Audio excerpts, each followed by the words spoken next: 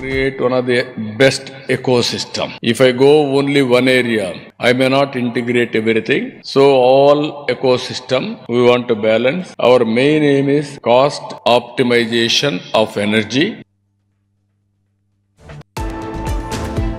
4 line గా అప్పుడు design చేయడం జరిగింది. మళ్ళా గత ప్రభుత్వం దాన్ని 2 లైన్స్ అని రద్దు చేసి దాన్ని అటు ఇటుగానే చేశారు. ఏదైతే ఒరిజినల్ ప్లాన్ 4 లైన్ ఉందో ఆ 4 లైన్ తో దాన్ని డిజైన్ చేయమన్నాం. ఫోన్ ఓపెన్ చేసిన వెంటనే నీకు 15, నీకు 15, నీకు 15, నీకు 18. ఇది వివిధ వ్యక్తులందరూ చెప్పినటువన్నీ కూడా మెసేజెస్. ఇంటింటికి తిరిగి ప్యాంప్లెట్లు పట్టుకొని సంతకాలు పెట్టి ఏదో పట్టభద్రులకు సర్టిఫికెట్గా తెచ్చినట్లు సర్టిఫికెట్లు కూడా అందజేసినారనమాట. తెలుగుదేశం నాయకులకు నేను చెప్పేది ఏమంటే, గత ప్రభుత్వంలో చేసిన పనుల కన్నా, గత ప్రభుత్వంలో పుంగనూరు నియోజకవర్గంలో జరిగిన డెవలప్మెంట్ కన్నా మీరు పట్టుబట్టి నియోజకవర్గాన్ని అభివృద్ధి చేయండి. ఇదే ప్రెస్ మీట్ పెట్టి మిమ్మల్ని అందరినీ కూడా పేరు పేరున నేను పొగుడతానని చెప్పి కూడా నేను చెప్తాను. బాధితులు ఏదైతే ముఖ్యంగా విజయవాడ ప్రాంతంలో ఉన్నటువంటి వ్యక్తులు ఎక్కువగా రావడం జరిగింది. ఇక్కడ ఏదైతే పబ్లిషర్స్ ఉన్నారు, ప్రింటింగ్ ఇండస్ట్రీస్ ఉన్నాయి, పేపర్ ఇండస్ట్రీస్ ఉన్నాయి, అవన్నీ కూడా నోటు మెనుగుని కారణంగా పెద్ద ఎత్తున నష్టపోయాం అనేటువంటి విషయాన్ని of state for finance Shri Pankaj Chaudhary గారు నాకు రిటర్న్ రిప్లై పంపించారు. రిటర్న్ రిప్లైలో వాళ్ళు ఇచ్చినటువంటి సందేశం ఏంటంటే, నాన్ స్ట్రాటజిక్ స్టీల్ ఫ్యాక్టరీ ఉంది కాబట్టి ఆ స్టీల్ ఫ్యాక్టరీని అయితే ప్రైవేటైజ్ అయినా చేస్తాం, లేదంటే క్లోజ్ అయినా చేస్తామని చెప్పి ఆ రిటర్న్ రిప్లైగా ఆయన ఇచ్చారు. రాజీవ్ గాంధీ సాక్షిగా సచివాలయం ముందల బిడ్డ మీ ఫామ్ హౌస్లలో జిల్లేళ్లు మొలవాలి.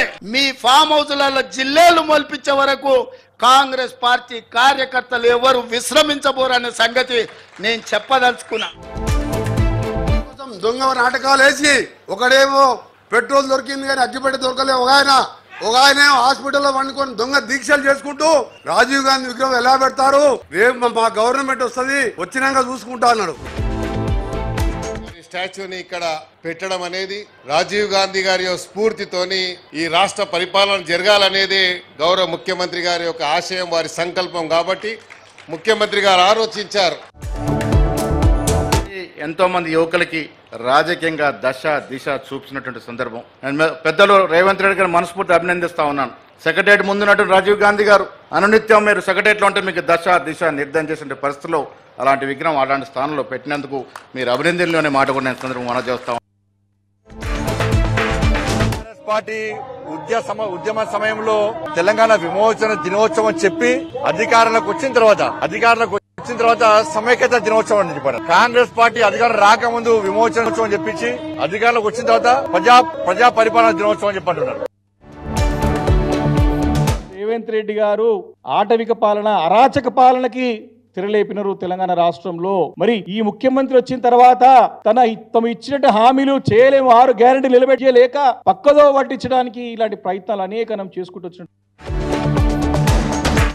ఏర్పాటుకు ఏమాత్రం సంబంధం లేనటువంటి ఒక రాజకీయ పార్టీ నాయకుడైనటువంటి రాజీవ్ గాంధీ గారి విగ్రహం ఈ రోజు ఈ ప్రభుత్వం పెట్టడం చాలా శోచనీయం, బాధాకరం, సిగ్గుమాలిన చర్యగా బీఆర్ఎస్ పార్టీ భావిస్తున్నది.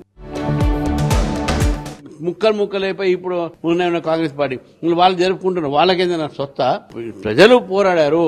ఈ యొక్క తెలంగాణ విముక్తి కోసం ఆ రోజు పోరాడినటువంటి వ్యక్తులు ఎవరంటే, తెలంగాణ విమోచన కోసం పోరాడిన వ్యక్తులు ఎవరంటే తెలంగాణ ప్రజలు.